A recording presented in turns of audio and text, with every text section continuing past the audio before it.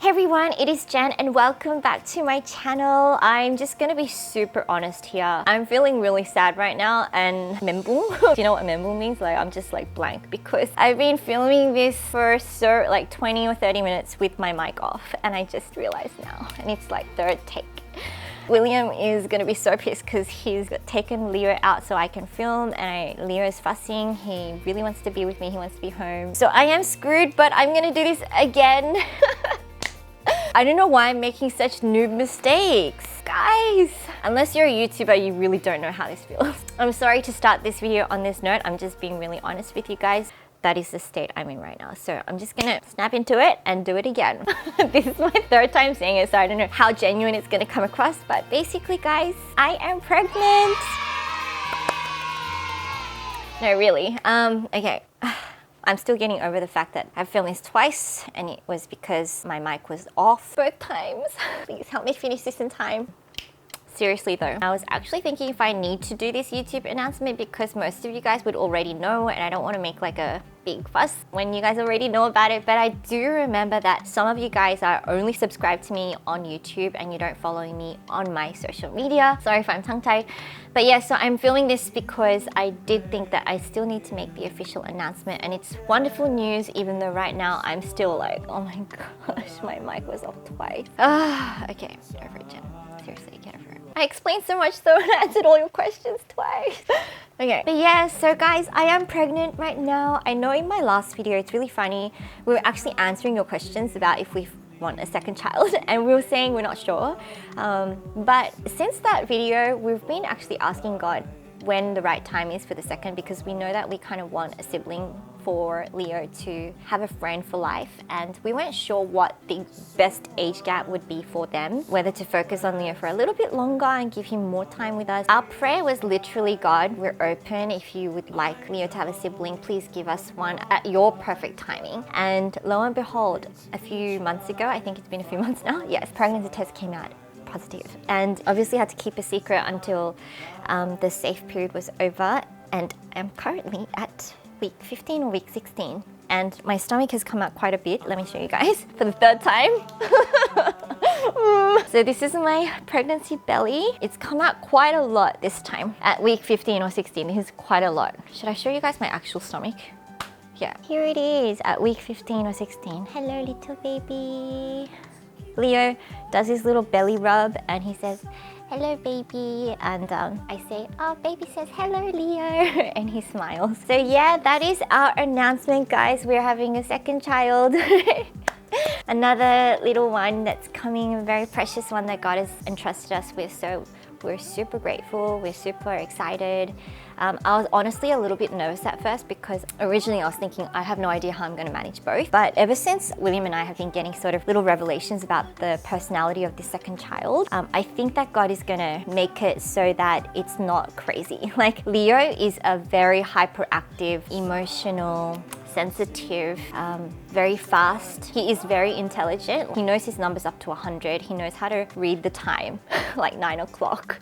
And he's 2 years old. He knows all his alphabet. He's like super fast. And because of that, he's like almost like ADHD, like constantly on the go. So ever since he was a baby, he just couldn't even be left lying down somewhere for 10 seconds alone. I had to keep him occupied and show him things and give him new things all the time. And it was really, really hectic. He was very sensitive, so he cried a lot. And so when I first found out that I'm having a second, to be really honest, I was worried because even right now with one child that I'm taking care of on my own during the day, sometimes it's really, really hard. But this second child, through our dreams and just the feeling and my pregnancy symptoms, we kind of know that their personality will be very different from Leo. There's this dream that I actually had. I'm not sure if I should share it with you guys.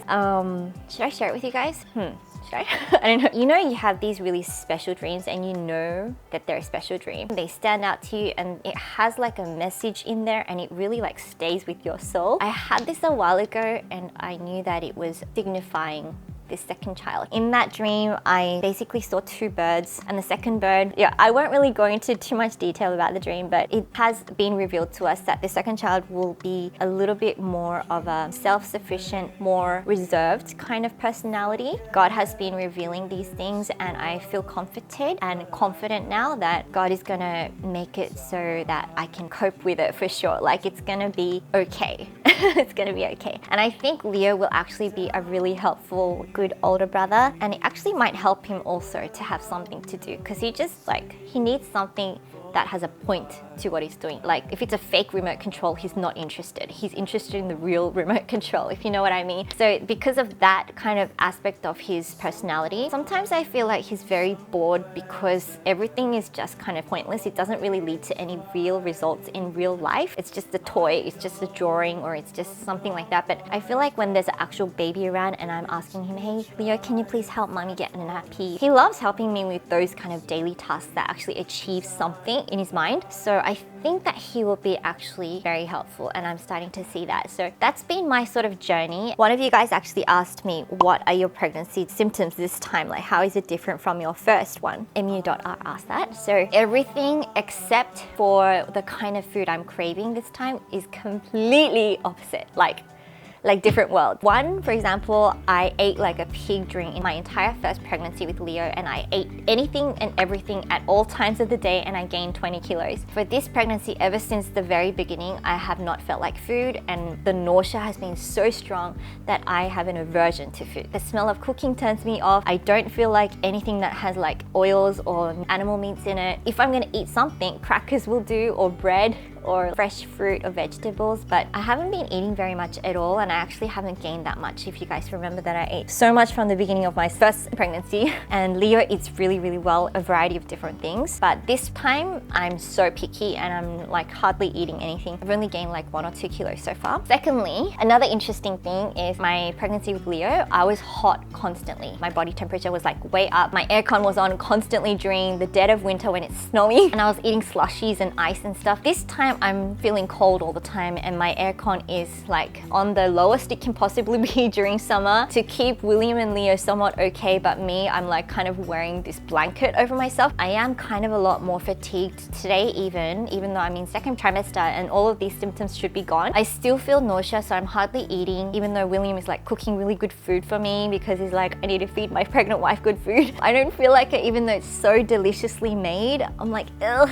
I can't. I'm so sorry, and I eat tiny bit. Luckily, Leo eats it really well, so it's made it worth it for him to cook. But I actually feel kind of dizzy through the day. When I'm getting up, I feel lightheaded and I see white, and I feel like I'm almost about to faint. Literally, it happened today and all of yesterday, so I have to lie down sometimes. It's been honestly just really hard to do first trimester with a toddler alone. Like, when you're taking care of a toddler by yourself through the day and you're about to knock out, like there's this knocking out kind of moment. My friends say they were going shopping, the husband just turns around and they're like fallen asleep on the chair in the shop. You know, that happens during first trimester, and you need to give yourself breaks and rest because it's extremely exhausting. But the hardest thing has been not being able to rest. That has been extremely hard. I remember as a memory now because it's kind of passed a little bit. But yeah, so that has been my pregnancy so far. We are due in February, but end of February, so it might be March. We have no idea. So yeah, it's gonna be a winter baby this time. Leo was a summer baby. Somebody asked, what are your plans for birth this time around? Just long story short, we moved around various places and we've decided to actually birth at the same hospital that I gave birth to for Leo, with the same doctor and same doula. So it's the same birthing team. Kind of long story short, but some little signs of other place we went to, I felt like, oh, I don't think I can actually give birth here. Like, I might be stressed because I don't trust the nurses here, because like something happened when I was taking blood out that made me feel like, oh, if they can't take blood out in a professional way that doesn't cause harm to me, then how am I gonna trust that they do the epidural right, even if the doctor's really good? So now, being in Korea for a while and being a mom, I trust my gut intuition. So we went back to our previous hospital, even though I don't know if you guys remember, but if you saw my birth story, Leo got taken away from me the first few days when I first gave birth because of COVID regulations at the time. And I was like, next time if I give birth, I'm gonna find somewhere else that doesn't do that. But lo and behold, they actually changed the regulations. They couldn't even remember that they did that during my birth. So they don't take the baby away from you this time and I can do 모자동실, which is like being in my hospital room to do the constant breastfeeding and stuff. So that's really good. And yeah, it's the same birthing plans of aiming for a natural birth. I'm gonna do it in the same room. So we have the bathtub, but we're not sure if that's gonna be used or if I'll need the epidural or not. But we'll see what happens, you know? You just never know with birth. We gotta be open. But I'm just hoping and praying that it will be a smooth delivery. So please do pray for me as well. If you guys remember last time, I totally forgot the terminology now, but I was like at 2 centimeters, I was stuck, and you had to be like past 3 or 4 centimeters to even be brought into your birthing room. I was already going through super painful, like 10 out of 10 painful contractions that were already 1 or 2 minutes apart when I was 2 centimeters and not even, oh, that's a word, dilated. I wasn't even able to go into my birthing room. And so after like 6 or 7 hours of that, I finally got the epidural because I thought I cannot endure anything more than this. If it goes anything more than this, I might die. By the time it's pushing time, I had no idea how I'm gonna sustain the energy. And I thought I was gonna die, and I thought I'm not gonna ever do this again. But here we are. Anyways, please do pray for me that it will go smoothly and safely. Thank you in advance. Okay, I'm gonna answer just 1 or 2 questions more and I'm gonna say bye, okay? Because I promised that I'm gonna make this a short video. Let's see. There's someone who asked, do you co-sleep with Leo? Yes, we do co-sleep. And I know that this is taboo in Western countries, but in Asia, in many, many Asian countries, most people co-sleep. And it's so normal that they sell specific furniture for co-sleeping, like huge family-sized beds that are very low on the floor to take up the entire bedroom. And they have like good safety features and everything. Yeah, I'd say that most people in Korea co-sleep with their kids until they're about 5 or so. And the age kind of differs depending on like what they want. But we're pretty happy with it too. We really like the closeness that we have with Leo. And because Leo sometimes still kind of seeks me through the night, sometimes needs my boob before he wakes up for about an hour. So it just is the easiest way. Otherwise, I would have to constantly get up and go into his room, and he wouldn't sleep by himself anyway. He's just not able.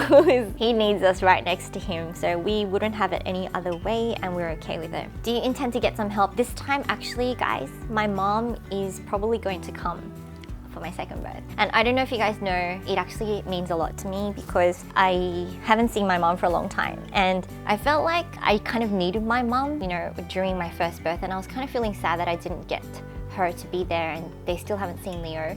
So I'm very grateful that she has decided to come this time, and we're not sure exactly when we'll need her the most, but we're thinking maybe during the birth time because we don't know whether Leo should be in the birthing room or not. Do you guys have any suggestions for this? Or if, you know, grandparents should be there to have Leo at home while I'm giving birth? Because the doctor was telling me that it's quite traumatic for the young children to see the mum in pain. So yeah, we're thinking about what to do. But the birthing room that we're in is actually quite big, and there's like a sliding door, so you can close it and have 2 kind of separate rooms. I don't know, I'd kind of like him to be there when the baby's born too, to welcome his sibling and make it like a really, I don't know what to do. Or if we should just come home from hospital and introduce him. He doesn't even really know his grandparents, so I'm not sure how he's gonna deal with not having us there and just having grandparents taking care of him. So yeah, that is something that's just a question we're tossing up in the air and praying about. Okay, so this is no longer about me. What's the safest and best skincare for young boys' sensitive skin? Okay, so because I actually get this a lot, all my bath products are right there. So I just quickly grabbed my favorite bath and skincare products for Leo to show you guys officially. So this one I've used so much that this is completely gone. This Korean brand that I came across called Botanical Therapy, which I completely trust on Leo's skin. It's so gentle. It blends like a dream. It doesn't have artificial fragrance or parabens or harsh alcohols or any of those bad things, and it just works really, really well with his skin. And this is pretty much empty right now. I really love the bath wash too, but this is the baby lotion. So I've been using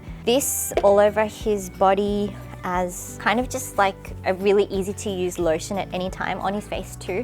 And it's not greasy, it doesn't have too strong of like a sealant property, so it doesn't clog the pores or anything. Baby oil is really, really nice. So I was so glad that I came across these guys, and I really wanted to curate it for you guys to be able to access it. It's so, so good. So we do have them finally on our site. It took a while to get them, so I'm really happy. Another thing that I came across was the Pyeonggangyul Kids and Baby Face Lotion. They also have this big kind of tub in a cream, but the smell is kind of strong and it's just a little bit inconvenient to have to do the twisty thing, but it's still pretty good. A little bit heavier, but this is the face face lotion. So yeah, it's a really good handy one that I use for the face as well. It does have a slight scent, but it's not from fragrance. And yeah, you know that the face lotions are particularly made for the face to be safe. So this one is slightly less thick than the Botanical Therapy one. It has more of a refreshing, cooling feel. So I'd say it's really good for the summer or like for very heaty babies. For facial cleanser, because if you use sunscreen on your child, the one that I would recommend is the Atopharm Kids Fresh